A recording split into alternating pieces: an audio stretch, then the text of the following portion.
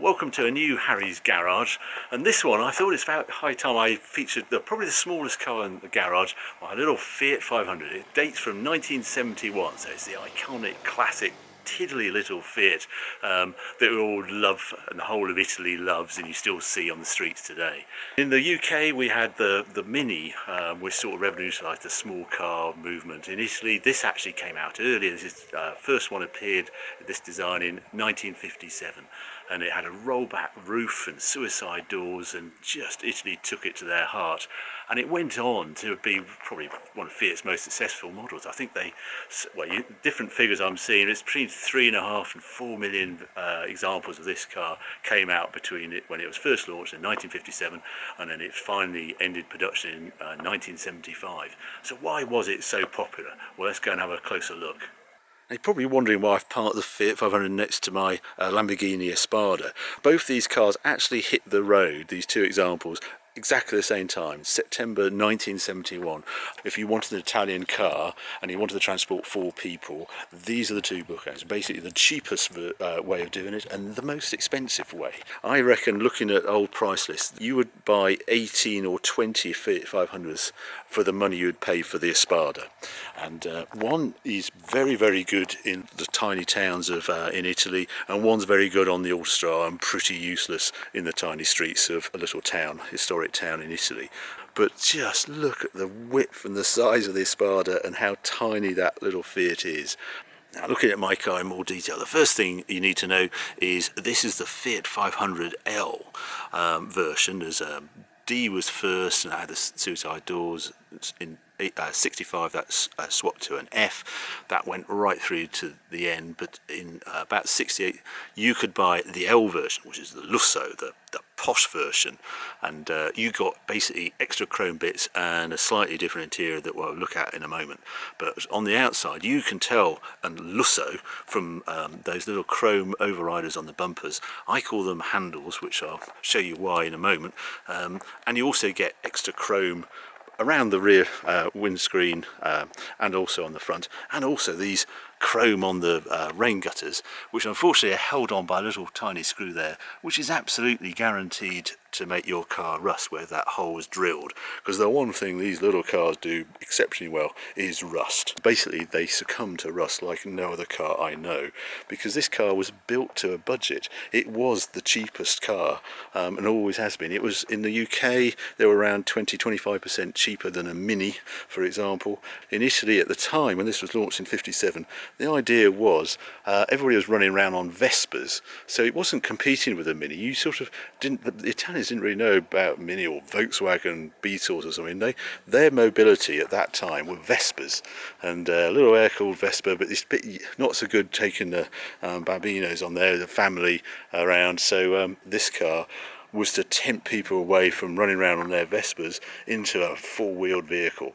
That was the idea. So it had to be super cheap, and so it's so clever how it's made, but it is built to a price, and everything on it is to make sure that it was dirt cheap to produce and obviously very cheap to buy.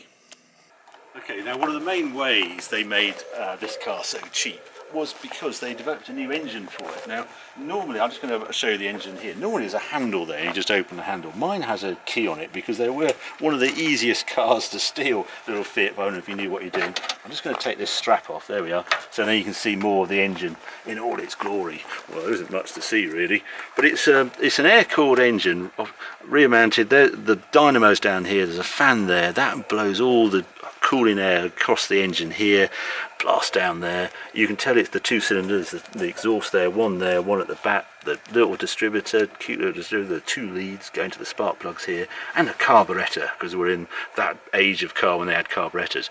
Now, the one thing to notice on a Fiat 500 is when it's running and you look at the engine, it looks is about to jump out of this engine bay.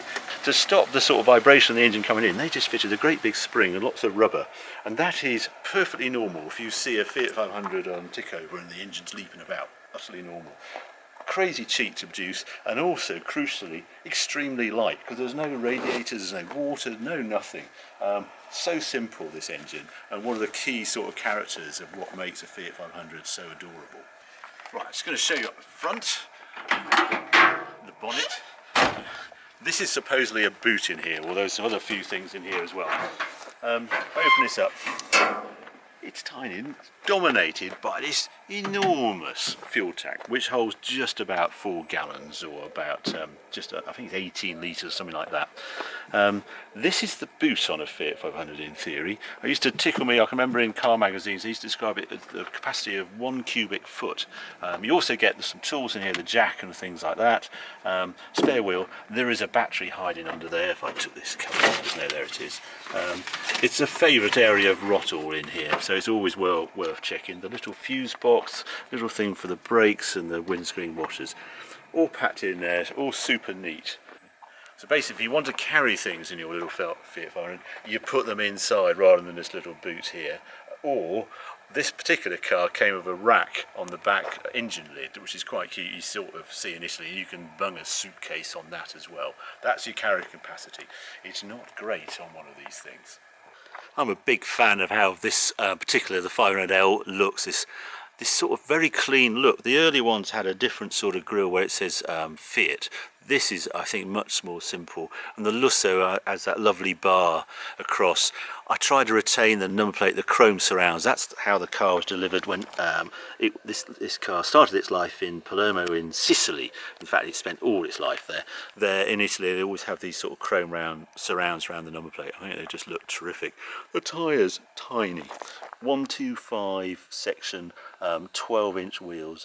No low profile going on, just 125s. White sidewalls, optional on this car. You see quite a few with them. It should have a chrome strip along the sill. The sills have been replaced on this car because they rust like crazy if you just puncture the sill there, so people tend not to put them back on.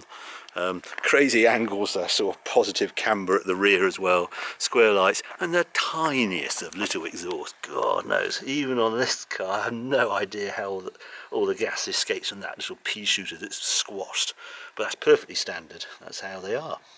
Now it's inside where the 500L is really quite different to the regular 500F. First of all, it has a covered dash and that sort of padding underneath, so you don't have that painted dash as you see on the standard model. It's a bit of a shame that actually that's the one downside of having the L version.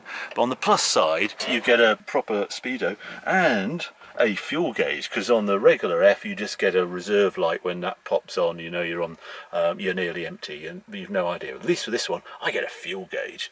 I also get a little shelf to keep things in, and this one down by the gear stick.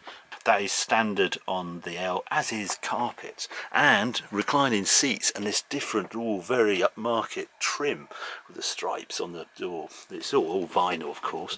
Put the seat down, yeah, you have fully reclining seats. How about that? Okay, now when I was going around the car, I described those sort of overriders on the bumpers as handles. And this is why I call them handles, because this car is so light, it's just over 500 kilos, that two of you can quite happily pick it up by using those handles. And it's not just the front you can do that on, you can do it at the back as well.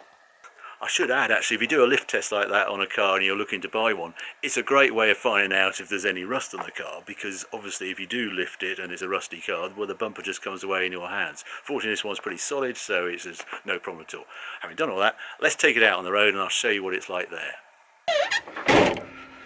Yes, that tinny sound, very distinctive of this car. First of all, you've got these funny seat belts, no inertia here, and then the starting procedure. First of all, twist the key. Now you don't start it on the key. We have two little levers down here by the handbrake. One on the left is choke, and the one on the right is the starter motor. Just a straightforward cable. There we are. Straightforward cable to the starter motor. Gets rid of more wiring, having to take heavy wires up to the ignition key, etc. Tiny. I mean, absolutely minute inside.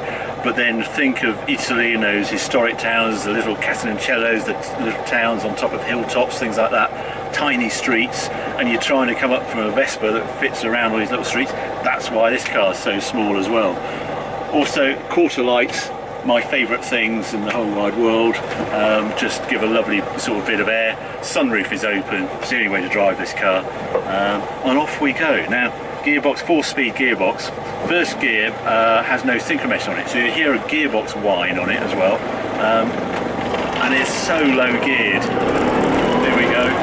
Right, I'm into second, I'm barely doing 10 miles an hour. And off we go. Now, already you can tell it's quite noisy in here. Hope you're going to be able to hear me, but I'm just going to go to a little town and then we'll go through a few more details of what this car's like to drive. It's just a joyous summer car, but let's go and see once we get somewhere a bit more suitable. There were some that have, when they were road tested back in periods, struggled to do 60 miles an hour. So not all tests published at 0 to 60 time, which the ones I've seen are between 55 and 60 seconds or 60 miles an hour. But I thought this feels quite quick, so I put a clock on it, and I've seen a real, genuine 65, 67 out of this car, which is quite quick in Fiat 500 land.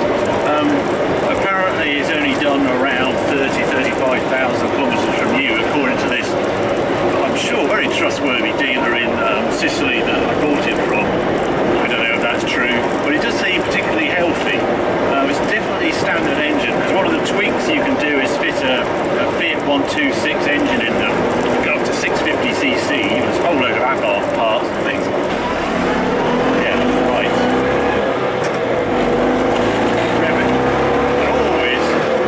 Sort of flat out. Plenty of other noises to keep you company.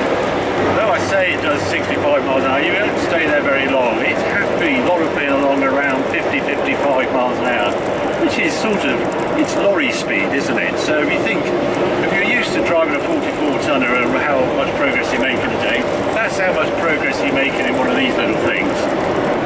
These little Cotswold villages, is about as close as I can get to sort of Italy. But suddenly everywhere is a road that can take 2 cars quite happily. If everybody drove this size of car, it'd be so much easier. Because really, these little places were made when horses were the main form of transport. And the Fiat 500 is the next stage up from a horse before we get to a real car, like a Mini or a Beetle. Some great fans of this car. Always, when I used to see Gordon Murray when he was working at Evo, he used to go down there, massive fan of the Fiat 500, because it takes a lot of engineering to make a car this small and yet to feel this sort of big on side. It really can carry 4. We only do it very occasionally, but you can do it quite happily into the village. Everybody really enjoys it. One of the slight downsides of this car is the heater takes the hot air from the engine and then blows it into the interior, which is all great in the winter. But when you get to the summer and you try and close the flap, well, it always sort of leaks past. So there's always a sort of underlying bit of hot air just drifting up from the transmission tunnel and down by your feet. That I'm afraid is they all do that, sir. Something you have to live with. Right, we're flying now. I love how you find a lot of the time you're driving this car